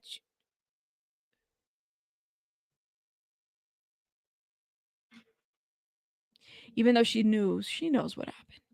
She was there. She knows what happened. She assisted. Maybe she didn't do anything in terms of like actually ending the life of this baby, but she certainly didn't protect this baby. And she certainly didn't even speak out when all of this, it was a fraud. She's a liar. She lied. She lied about being kidnapped, having the baby being kidnapped, right? How do you trust anything that comes out of her mouth? She's a liar. I certainly don't. I don't know. Guess that's to be determined. That doesn't seem like his personality, though, based on what we've seen. Yeah, no, he seems like he's, like you said, a manipulator and somebody who abuses the weak. Yeah. So I wouldn't suspect that from him either. Is there anything she can do now that he's pled guilty? Is there anything she can do to work a deal? Yeah, the district attorney's office is always willing to negotiate and not go to trial. They're willing to listen to reasonable conclusions. If she were to come forward and tell the truth, and if the truth was that she truly wasn't involved and she led them to the body and gave them everything they needed to show what happened to baby Emmanuel, maybe it would reduce her sentence. I just don't believe anything that comes out of her mouth. I don't think I don't, she is very manipulative, emotionally manipulative. And she showed us, like, how do you even believe anything that she says? Now, if she came out and said where the body's at without even working any kind of deal, which I guess that wouldn't be if anybody was her, they would want some kind of a deal. But if she were to just say, that'd be great. But I still think that she's a liar. She's a fake. But it doesn't seem that that's the path she wants to go down. I wonder, I guess maybe this is a dumb question, but she probably knows that he pled guilty, right? I mean, they had access. Oh, yes. Yeah. She was in the courtroom. Right. That's a good point. Yeah, I didn't even think about that. Yeah. So when a lot of people, and let me stop right here, Sister Kraft, a lot of people pointed that out too, that there was this change, like when she got with Jake, there was changes in her appearance and stuff like that. So yeah, I mean, very likely, I'm pretty sure, and I could probably say that maybe he was abusing her. Maybe she didn't do anything to her child, but one thing that I could say, because we all saw it, is she didn't protect this baby. Another thing that I could say, because we all saw it, is She lied. She lied. She said that this child was kidnapped. She got on camera. She was crying. She played her own mother. Like they had family there too.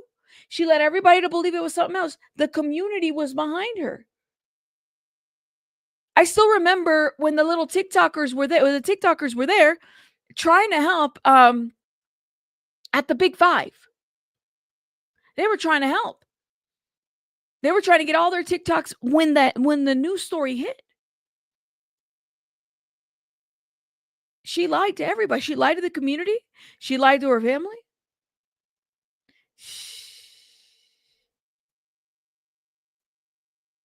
I believe it. She didn't care. She was still protecting him, Jake, by not saying anything at that time. She was still protecting him when she got interviewed by that journalist. Y'all remember that? Jake is a good father. He wouldn't have done that. He never did it. Y'all remember that? It was in the news article. That one journalist. She still protected him. So how are we supposed to believe anything that comes out of her mouth? I certainly don't. I don't. I agree, Belen. Aiding and abetting. So 2 things, in my opinion, are true. She's a liar. She's emotionally manipulative. She plays at people's heartstrings. And she didn't protect her child. He's sentenced. Will she be in the courtroom too? Probably not. Usually the sensitive sentencings, they clear the courtroom. So I doubt that she would be in there. They'll probably call her case first, continue it, or affirm the preliminary hearing, whatever they're going to do, and then they'll send her back and they'll sentence him. If she went all the way to trial, would a jury get to know that he pled guilty? They may. It would probably be a preliminary motion that the district attorney's office and the public defender, whoever her attorney is, argued about, and it would ultimately be the judge's decision as to what information the jury would be able to find out about that. If you were her attorney, her defense attorney, I mean, what do you think is the next move here?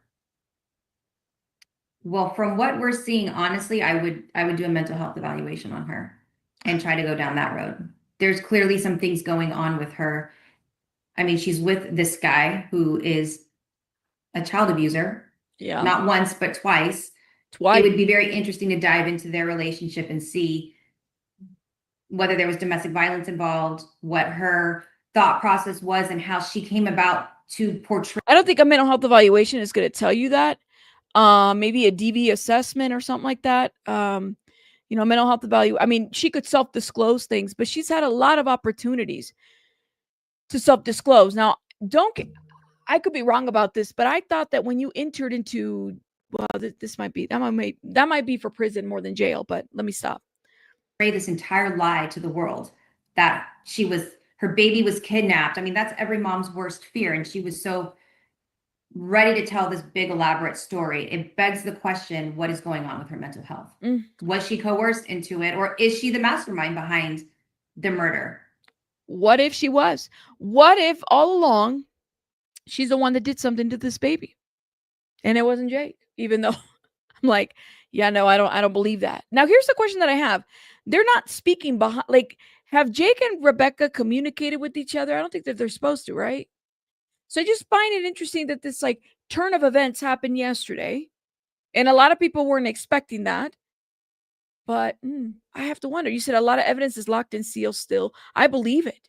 I think that they have to have it like that. Yeah. Are you surprised? One thing that struck me is when the DA sent out this information, they said there'll be no on-camera interviews. Whereas before there was that big press conference and they took questions. Are you surprised they're not talking about this? Because once he's pled guilty, I mean, it's not like he can undo it, right? Like what would be their reasoning right now for not doing any interviews with the media or sort of explaining what's going on? Honestly, to preserve the trial that they still have to put on with her, right? They still have to prove to the world her case, how she's guilty, separate and apart from Jake Haro. And while I'm sure they're wanting to give information to the public, they simply have to preserve the integrity of the trial that they still have, that's on the path of preliminary hearing and is still actively in litigation. So their hands really are tied, I think, in that regard. Did this surprise you? His plea? Plea, yeah. No, it didn't surprise me one bit.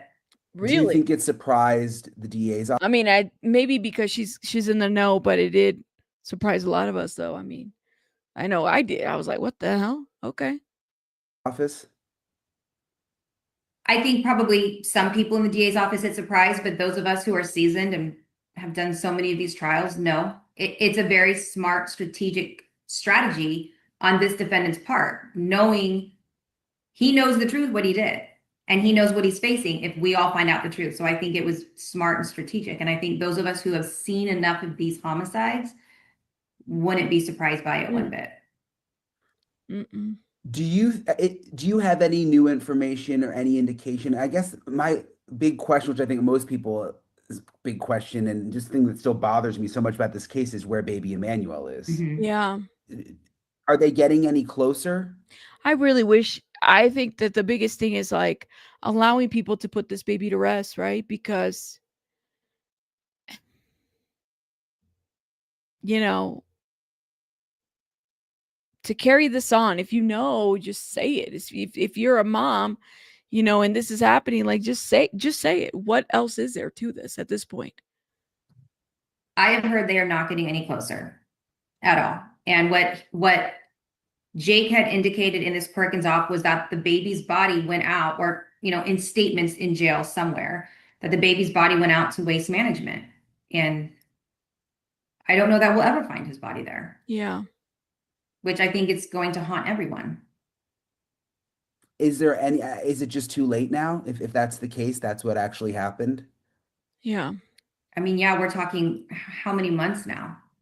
Yep. Question, is the DA able to increase the charges on Jake after he changed his plea to guilty if they find the body of new evidence? I don't think so. That's not the way this DA right. So this DA right here, she's a seasoned DA. She used to work Riverside, right? The office that's charging Jake. Yeah, I don't think so. I don't think that there would be anything else. I think that once he pleads to the judge, that's it. But I think it's very manipulative of his part to do that. So, I mean, at least that's something that, you know, we understand now. I don't think that there's anything that the DA could do at this point. No double jeopardy. He doesn't even have to tell the DA where the body's at anymore. He doesn't have to cooperate. He doesn't have to do anything. Pretty sure he didn't consult with his wife at all about this, because for her to say, "Oh, my baby, my baby, my baby," so now you're acting like you didn't know that he now you're acting like brand new to this, like you knew that this man, you know, did something. Oh no, my baby. So now you just found out that this your baby, that he did something at the child now. So now we got to do the my baby. Oh, in the courtroom. Now you got to. The theatrics of this is crazy. No double jeopardy. It's yeah. But I think it's interesting though, the fact that, like I said, you know, he does this. She probably wasn't expecting him to do that. So then she breaks out and my baby, what happened? My baby, whatever. You know, I can only imagine. I wasn't there, but I can imagine what that's like. And there was people there that were crying, hearing Jake say the things that he said. Very, very theatrical. You know, and I think there was 7 or 6 different landfills that trash can could have gone to.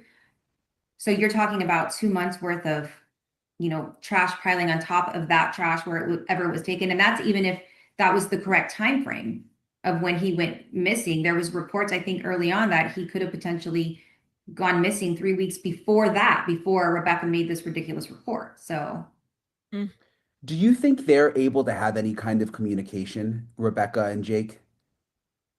I mean, they're not supposed to, but you see inmates being able to make contact. Yo, didn't I ask that question? And who said it in the chat? Somebody answered me. I asked that question. I said, I wonder if they talk to each other. Even it was at First Liberty's podcast. You're the one that said it. You're like, they're not supposed to, but